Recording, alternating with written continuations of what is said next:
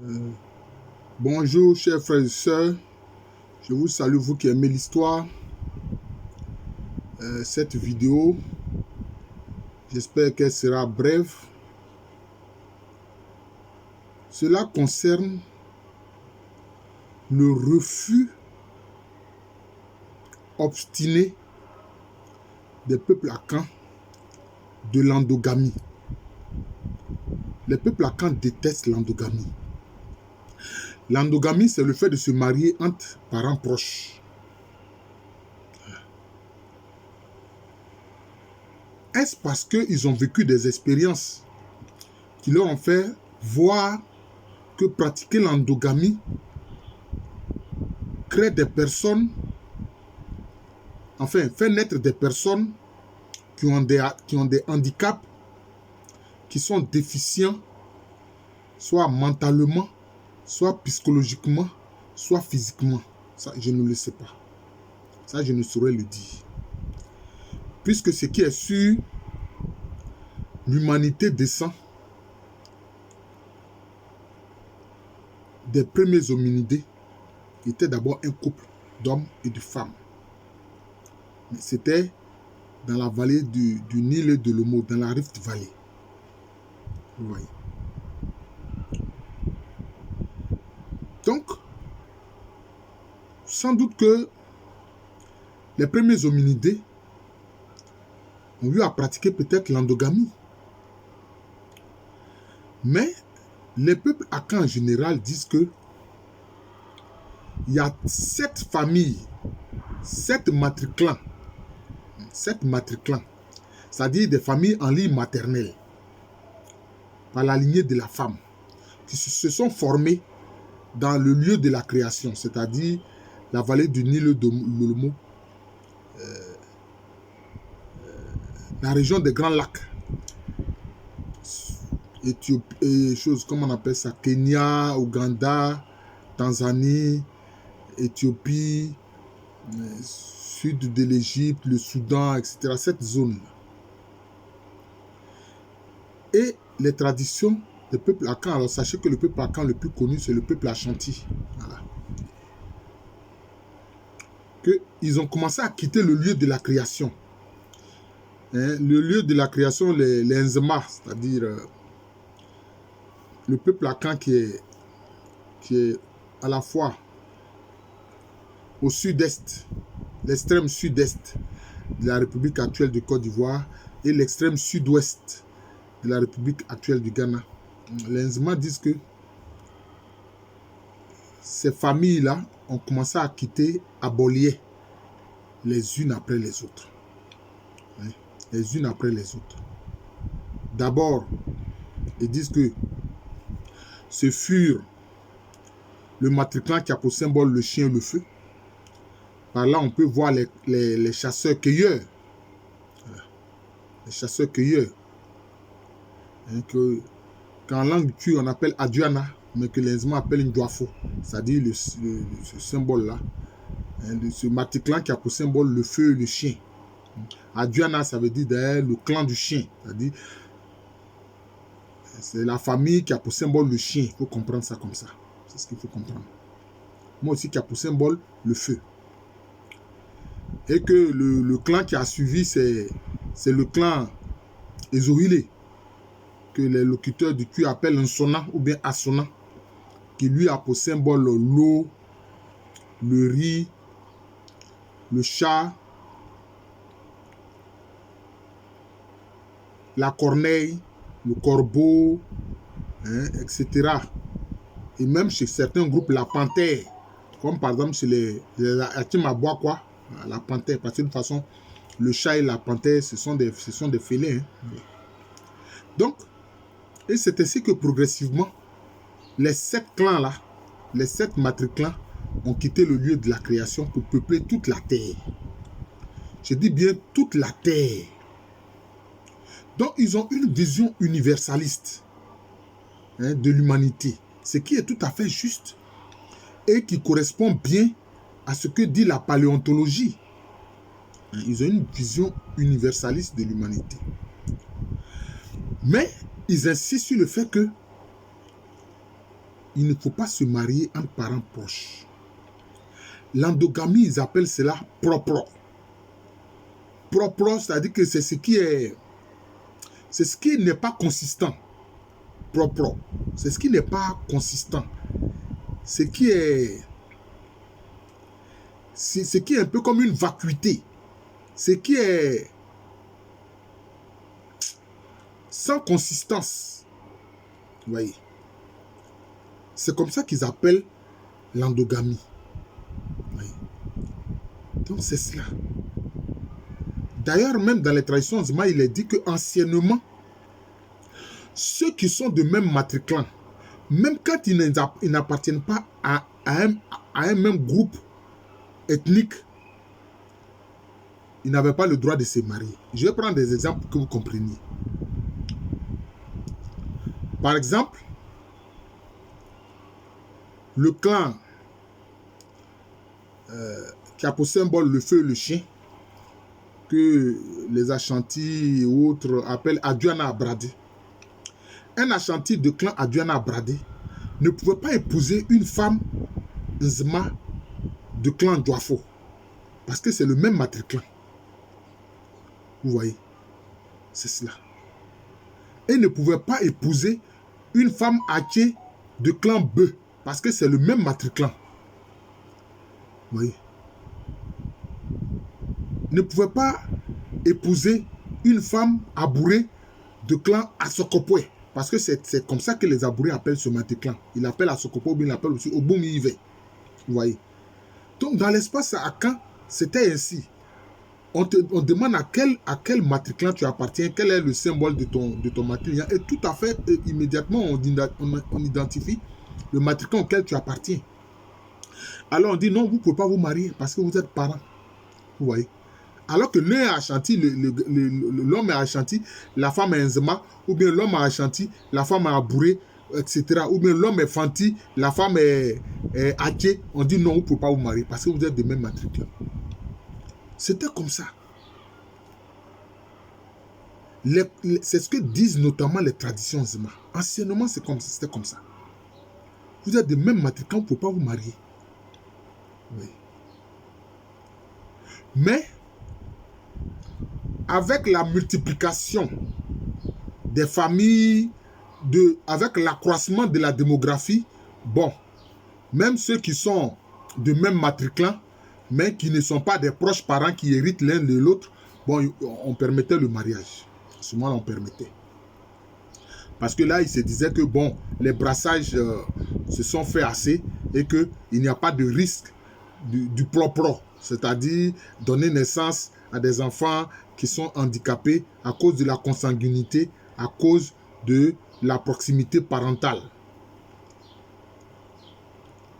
Et pendant des siècles, c'est comme ça que les Akans ont agi. C'est comme ça que les Akans ont agi. Parce que pour eux, quand des personnes ne sont pas des proches parents, quand des personnes sont de très grandes, de différentes familles, de différents groupes ethniques, etc., leurs enfants sont des personnes qui sont plus intelligentes, qui ont une meilleure santé physique, une meilleure santé mentale. Vous voyez? Donc, les Akans étaient conscients de cet aspect-là. Voilà. Ils étaient conscients de cela. Vous me demanderez, mais est-ce qu'il y avait des biologistes parmi eux, etc., etc. Mais n'oubliez pas que la science aussi, d'abord, s'appuie d'abord sur l'expérience. On fait l'expérience des choses et puis on en tire des leçons. Voilà. Ils ont fait l'expérience, ils ont vu que ceux qui sont des proches parents, quand ils se marient, bon, le plop, ça donne des enfants qui ne sont pas mentalement solides, ils ne sont pas psychologiquement solides, ils ne sont pas physiquement solides. Vous voyez? Donc, c'est comme ça. Ouais, c'est comme ça. Donc, par la suite, bon, ils ont permis, si l'individu, peut-être, je ne sais pas moi, comment je vais dire ça, s'il est un Fanti du clan, bon, les Fanti, ils appellent le clan Aduana, ils l'appellent Achua, ce qui est tout à fait correct. Un Fanti, un homme Fanti du clan Achua, bon, il peut marier, disons, une femme Nzema, qui est un Douafou aussi. Voilà. Mais bon, ils ont constaté qu'avec le temps, bon, il n'y a plus le risque du plopro. Voilà. Voilà. De cette endogamie qui donne des gens qui ne sont pas en bonne santé mentale et physique. Voilà. Oui. Et qui souvent ont des maladies héréditaires. Souvent des maladies héréditaires. Voilà, c'est cela. Les Akans étaient très conscients de cet aspect-là. C'est pour ça que très souvent, dans l'histoire, les Akans allaient loin pour épouser les femmes ou... En tout cas, ils allaient loin de leur espace pour épouser une femme. C'est ainsi. Ils allaient loin pour épouser une femme. Si bien qu'il y a un proverbe chez les Nzema qui dit « L'alèmement à Boussoan Kosa », ça dit que la femme fait que le matrilignage se promène. Voilà, littéralement, hein. L'alèmement à Boussoan Kosa. Littéralement, ça veut dire que la femme fait que le matrilignage se promène. Qu'est-ce que ça dit? Le matrilignage se promène. Puisque la lignée, c'est du côté de la femme. Supposons que une femme Nzema est épousée par un Ashanti. La femme Nzema, sa famille est basée en pays Nzema. Et puis maintenant, elle est mariée par un Ashanti qui l'envoie là-bas en pays Ashanti. Mais c'est des kilomètres et des kilomètres. Je ne sais pas, peut-être c'est plus de entre 600 et 700 kilomètres entre les deux régions. Une autre femme du lignage peut être mariée et puis elle peut être mariée par un bron de la région de Bondoukou et puis envoyée là-bas peut-être à Amanvi ou bien je ne sais pas moi à Herebo, etc. À plus de près de 700 km, 750, peut-être un peu moins de 800 km. Vous voyez. Donc, c'est cet aspect qui fait que les gens disent que réellement, ça. Pourquoi? Parce que elle est celle qui a été mariée, qui était envoyée en Ashanti. Si elle a des enfants, cela veut dire que le matrilignage est représenté en pays Ashanti. Parce qu'elle a fait des enfants là-bas. Celle qui a été envoyée en pays Bron, Djama, qui a fait des enfants là-bas, cela veut dire quoi? Ça veut dire que le matrilignage est représenté là-bas. Donc, les lieux où les femmes du matrilignage sont envoyées en mariage et où elles font des enfants, ce sont des pôles où alors des membres du matrilignage apparaissent. Vous voyez? Apparaissent. C'est comme ça. Vous voyez? Et il faut toujours faire en sorte de garder le lien. Parce que si la famille, dans sa zone de base, notamment dans le cas que je viens de prendre, le cas d'espèce que je viens de prendre en pays Nzema, ne fait pas tout pour maintenir le lien avec les membres de la famille nés en Ashanti et nés en pays Bron-Djama, les autres vont les considérer comme des descendants, des gens, des descendants serviles. Vous voyez. Et alors, d'ailleurs, la stratégie, c'était quoi? C'était de s'informer pour voir en pays Ashanti un lignage qui est de même matriclant que la femme Nzema qui est mariée, qui est envoyée en pays Ashanti. Ou un lignage qui est de même matriclant que la femme Nzema qui est mariée, qui est envoyée en pays Bron-Djama. C'était comme ça. C'était comme ça. C'était comme ça. D'ailleurs, il est dit que le fondateur de Sankadiokro, le fondateur de Sankadiokro, il a quitté l'Assahie, le pays Assahie. Et puis, il se rendait où? Il se rendait dans la zone, si je ne me trompe pas, du pays Bona ou bien du pays Agni Bona ou bien du pays Agni Djouablin. Parce qu'il avait, il avait une parente qui était mariée là-bas. Vous voyez? Vous voyez? Donc, et ils étaient en Sahie Yosso. Vous voyez? Et une de leurs parentes est envoyée en mariage vers la zone d'Agni Blekro, la zone de Kunfao, là-bas. Vous voyez? C'est une zone qui est éloignée. D'ailleurs, c'est en allant rendre visite à cette parente-là, mariée là-bas, que le fondateur de Sankadiokro, je crois qu'on appelle Sapim, le chef de Yakassé l'a invité à s'installer sur ses terres. Bon, c'est comme ça qu'il a fait, il va finalement s'installer et puis il va créer Sankadiokro. Mais il est allé rendre visite à sa parente. Parce qu'il faut maintenir les liens. Oui. Et tout ça, pour éviter le propre. Le propre. Le propre.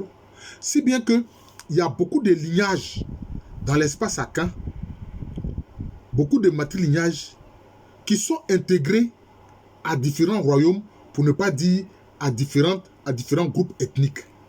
C'est ça l'effet. C'est ça l'effet. Intégrés à différents groupes ethniques. C'est comme ça en fait. C'est vrai, quelquefois la guerre fait que les membres d'un lignage se retrouvent dans différents espaces, mais aussi les alliances matrimoniales, les mariages des femmes faisaient aussi que les matrilignages se retrouvaient au sein de différents groupes ethniques. C'est comme ça. C'est comme ça. C'est comme ça. Vous voyez. Tout ça pour éviter l'endogamie.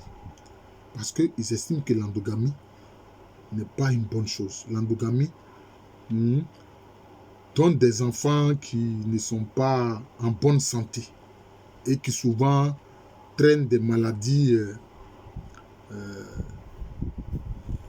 génétiques. Vous voyez. Maintenant, il y a une sorte de mariage de cour que les Akans ont toléré. Ils appellent ça d'ailleurs mariage de la cour. Les Nzema disent Sounoua Djale. Ou alors les Indiens disent Aoua Dja. Cela veut dire quoi? Puisque marier, épouser une femme aussi, ça impliquait des dépenses. Ça impliquait des dépenses. Ça impliquait des dépenses. Donc, le mariage de cour consiste à quoi? Là, c'est un cousin ou un frère maternel. Vous voyez? Un frère maternel qui peut donner sa propre fille en mariage à son neveu utérin. Je m'explique, je vais parler de façon prosaïque pour que les gens comprennent. Supposons que moi, professeur Alou, mon oncle, de même mère ou de même père et aussi de même père avec ma mère, la propre fille que lui il a eue avec une femme d'un autre lignage, il peut me donner sa fille là en mariage. C'est ce qu'on appelle le mariage de la cour, de la maison. Vous voyez. Sounoua Djale, Aoura Dja, comme disent les amis. Vous voyez. Là, ce cas-là a existé. A existé. Parce que si moi, c'est l'exemple que j'ai pris, hein, je n'ai pas dit que c'est ce qui m'est arrivé, non. Mais, pour éviter que son neveu ait à dépenser pour aller épouser une femme, etc. Bon, en général, c'était le père qui épousait la première épouse hein, pour son fils. C'était comme ça. C'est le père qui épouse la première femme de son fils. Enfin, il épouse la femme et puis il donne ça à son fils. C'est comme ça. Voilà. Et donc, mon neveu, mon oncle utérin, hein, le frère de ma mère, au moins de même mère, peut me donner la propre fille que lui il a eue avec une femme, il peut me donner sa fille en mariage. Ça, c'était toléré. C'était toléré.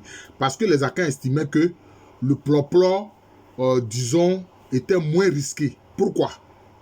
Parce que, c'est vrai, mon oncle et ma mère sont de même mère. Vous voyez? Mais moi, j'ai mon père ailleurs, qui est d'un autre matriclan. Et lui, sa fille, la femme avec qui il a eu sa fille là, elle est d'un autre matriclan. Vous voyez? Donc, ils estiment que alors, le mélange est assez distant pour ne pas risquer un propre, pour ne pas risquer hein, le fait que, bon, si j'épouse la fille de mon oncle, nos enfants, les enfants que nous allons avoir, risqueraient d'avoir des handicaps psychiques, des handicaps mentaux et des handicaps physiques. Voilà. Donc, j'ai voulu vous parler du refus de l'endogamie chez les Akans. Le refus de l'endogamie chez les Akans. Je vous remercie. Je suis le professeur Alou Kwame René, professeur titulaire d'histoire à l'université Félix Houphouët-Boigny, université qui est à Abidjan, dans le quartier de Cocody. C'est en Côte d'Ivoire, un pays situé en Afrique de l'Ouest. Merci encore et bonne journée à tous.